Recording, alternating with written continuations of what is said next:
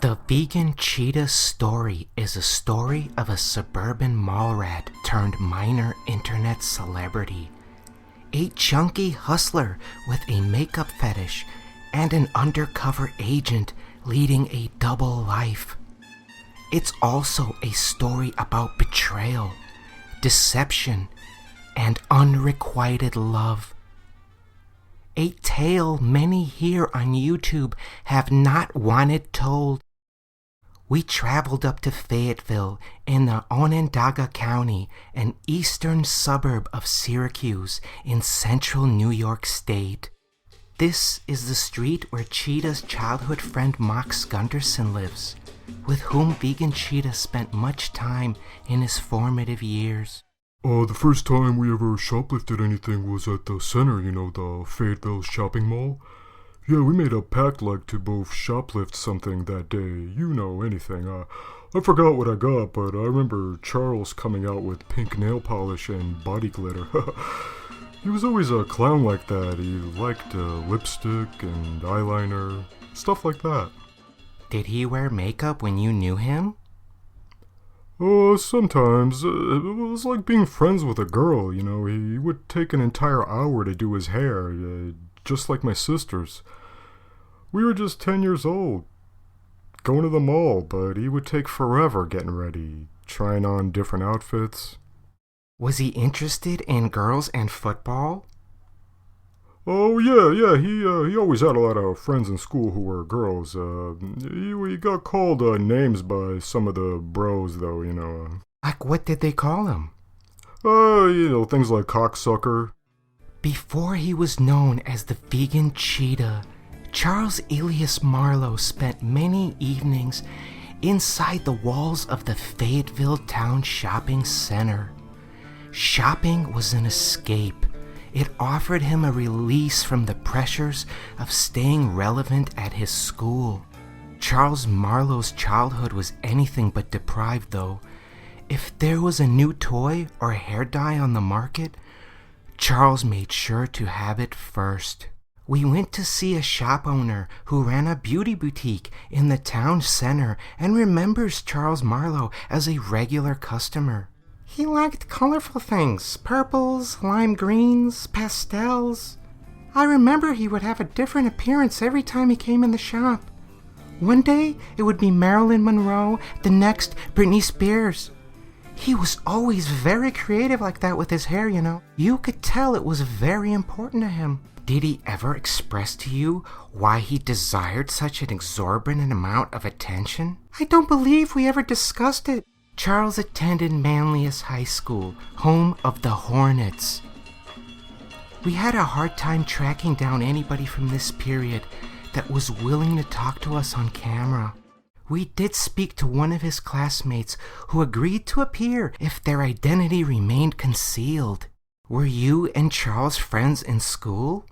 Yes, we were in school together. Why is your identity concealed today?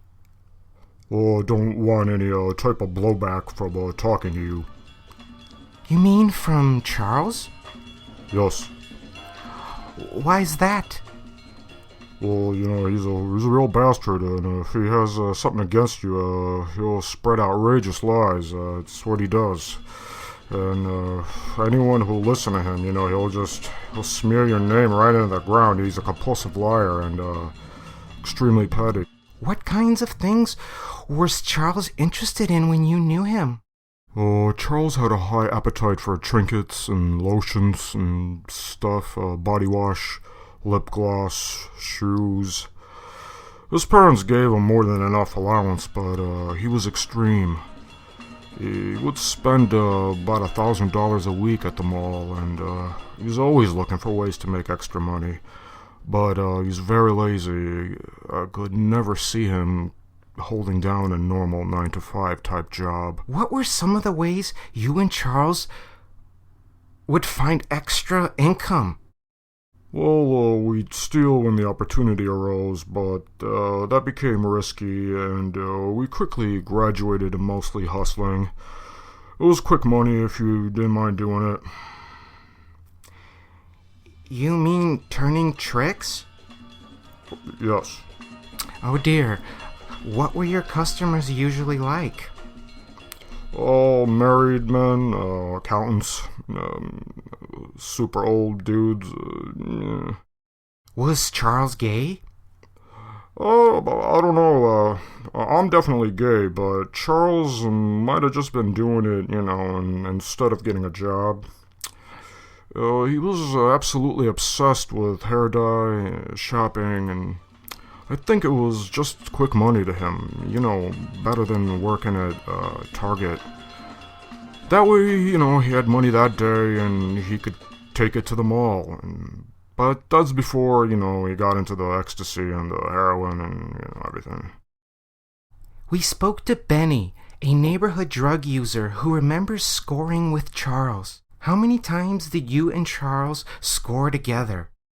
You mean Curly? Curly, right? Yeah, I knew Miss Curly. Yeah, me and Curly hung out a few times. I've shot dope with every pincushion in Onondaga County, man. I've shot dope with transvestite Eskimo hookers. Why Curly? How did he get that name? Do you know? Curly was his rent boy name, that's what the guys with the briefcases like to call him. Said Curly suck a mean dick. Yeah, he had a reputation for that. Some of these dudes were, powerful dudes, like politicians and shit. At this point, Benny became nervous and insisted we cut the interview short. He asked us to call him a cab, but after I offered him another $20, he calmed down and told us off camera about the strange encounter between Curly and the man that Benny called the politician. He said it's what Curly called him. Yeah, Charles bragged to me like he sucked the right dick and hit jackpot, said this politician dude was gonna pay him, like a lot of dough for some role-playing type trick. Did you ever see this politician person for yourself? Man, that's right before he disappeared for a while. You mean when he went to rehab? Rehab? Curly never went to rehab. Nah, he went on a business trip with this politician dude. I remember that, but no, Curly never went to no rehab. Benny said he had to meet his associate across town and left us with the name of someone he said could tell us anything we wanted to know. He scribbled something on a napkin and disappeared.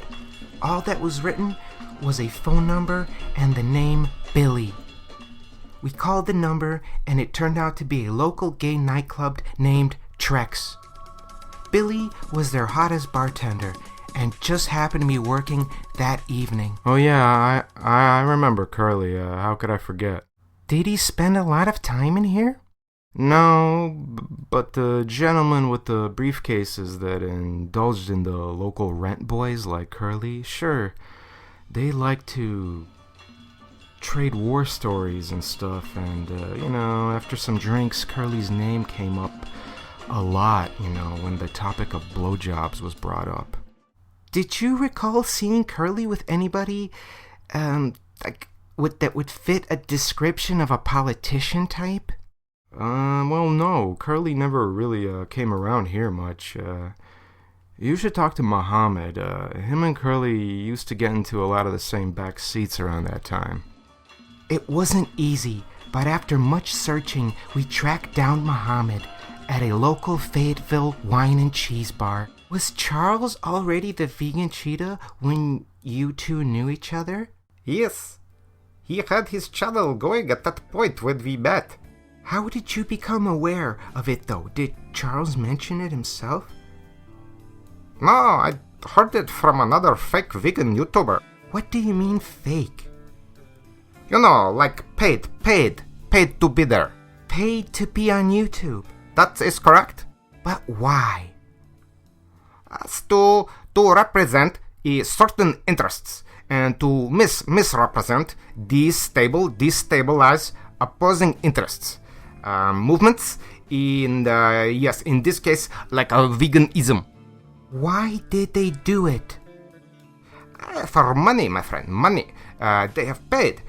Do of course come with instruction what to do, how to establish, create division, distraction. It is script, my friend, script. They are script, model of provocation. Easy, money easy for them. Just follow script. How did you become acquainted with this other YouTuber? Met him at Trex. It was from out of town and spent his entire time in Fayetteville sitting at the bar talking. Why was he in Fayetteville, do you know? He said he was in town to meet with Charles. I guess Charles I guess Charles not sure, and he was there drowning your sorrows at Trex. That's impression I receive, my friend. Can you describe him to us? He said he was from Canadian. I don't remember city. Older than Charles. He kept studying Chinese language, and it was very odd, my friend, very odd. I think he may be upset very much for Curly. Did he imply that him and Charles were romantically involved?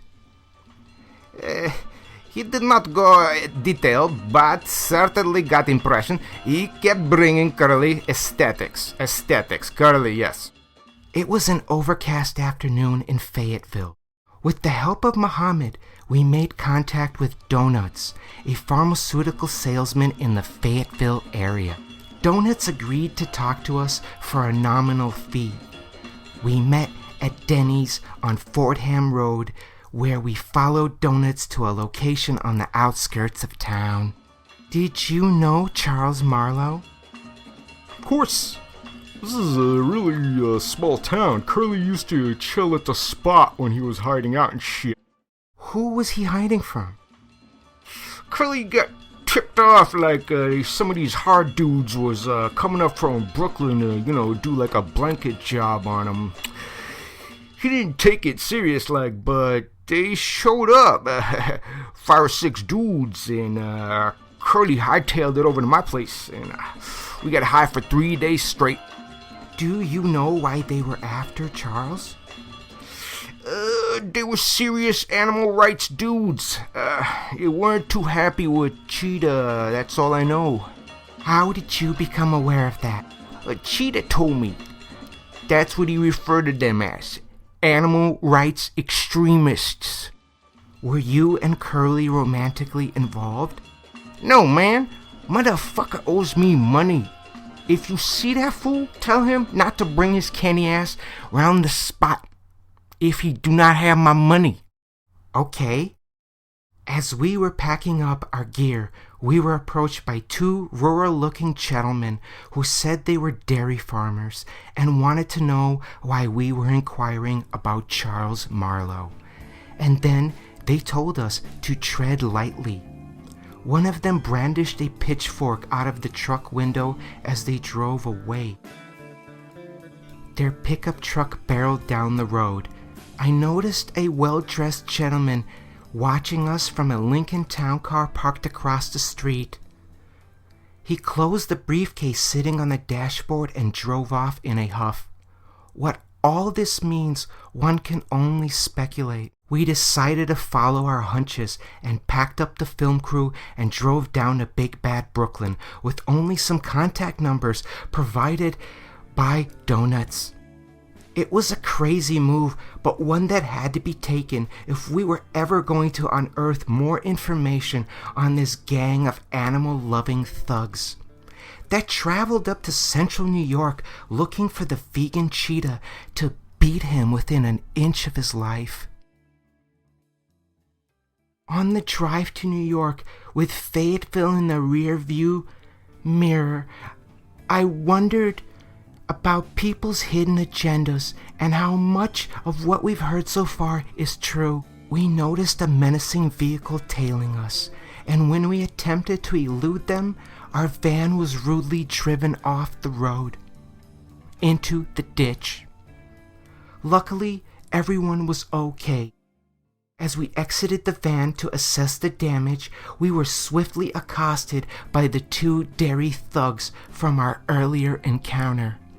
They manhandled the footage we shot that day and explicitly threatened us with violence. Charles Marlowe, dairy thugs, lobbyists, prostitution, what does it all mean? Who's working for the ag industry, and how deep does the rabbit hole go? I wondered whatever happened to the gang of vigilante vegans who came up to Fayetteville in search of the vegan cheetah's head, and if they will ever return to finish the job. I thought about all that and more as I watched the passing countryside from the van window as we drove back home to vegan land.